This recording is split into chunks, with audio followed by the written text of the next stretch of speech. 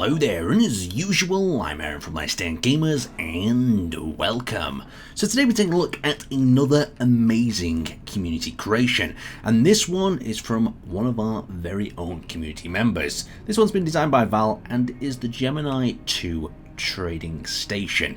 Now, if you're thinking about this, yes, the economy update is upon us any moment, and if you haven't put some thought in maybe building your own trading outpost, it is the time to do so. So we'll have a look around this creation today. We'll start at the bottom, work our way up to the top, and then we'll pop inside to see what features this fine trading establishment can offer us. So right at the bottom, we have this small rotating wheel, and Val told me that it was very much inspired by some of the stations that he'd been visiting in Star Citizen, and you can tell that by these lovely sort of wheel type carving. Oh, it's just nice. I love it. I feel like I'm already in some sort of sci-fi movie. So as we come up here, we've got ourselves the landing platforms. Now the landing platforms themselves work on a very sort of simple system. If there's a ship detected on the platform, it'll activate the cross and tell you that no one else can land there. So if you're offloading supplies, you've not got the risk of someone else trying to land smack bang on top of you. As we continue a little bit further up, I'll turn my light on, and you can see we've got some Gatling gun turrets. You want to keep them pesky pirates away from your trading outpost, so some firepower is going to be required. As we work our way up a little further, we have these two pods on either side. You might be thinking, what may they hold? Well, on this side we've got ourselves a crew sort of cabin, and over on this side we have ourselves this interesting type mess type meeting room. Now, if we go up a little bit further, we meet the solar array. The solar array on either side, and Val said there's not enough solar panel to completely power this station, but it is a good source of backup. Look at that shadow that ring's casting on there. Ooh, I love rotors. I just wish they behaved themselves in multiplayer a little bit more. So as we come into this central area, we've got some blast door protection. Keep that area protected so that the rotor doesn't go flying off and you lose half your hub.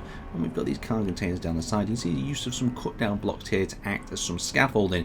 Something that Val's done here very nicely is he's connected up a lot of these walkway areas with ladders and whatnot. So if you had to access them manually, you could do. And I really like that when players put extra level of detail in there.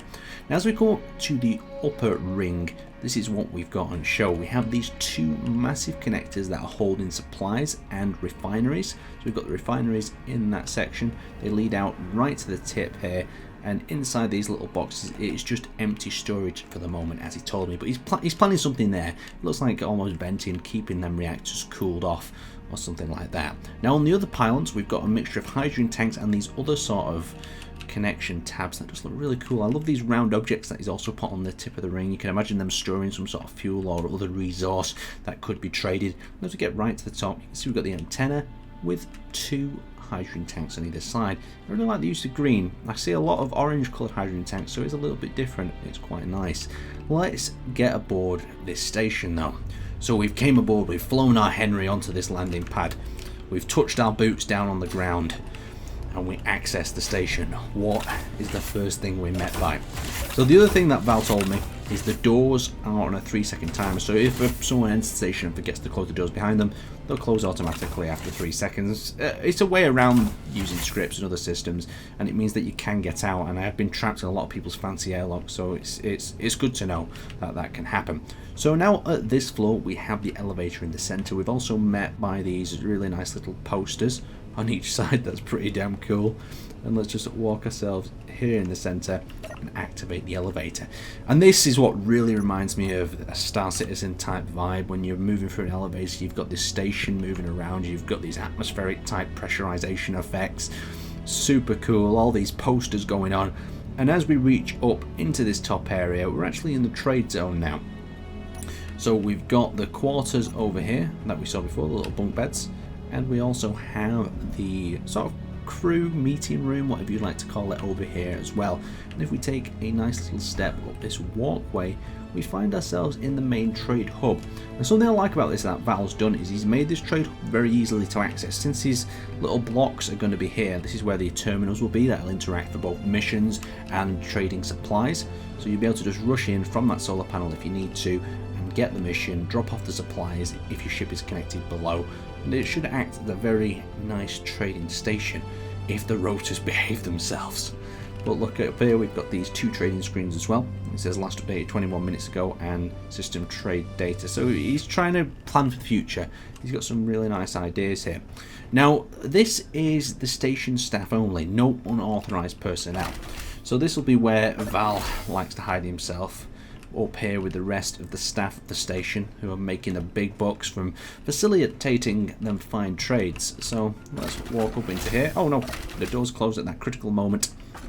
And we have the admin quarters. So there's an area where they can discuss what sort of trade deals they want to do. Maybe even a section you could take the VIPs up to if you wanted to trade with them further, or you want to negotiate a big deal.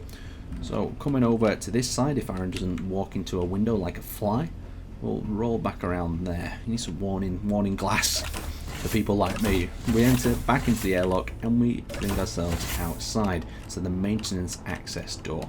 So through the maintenance access door, these various sections so we can go inside and maintain this station.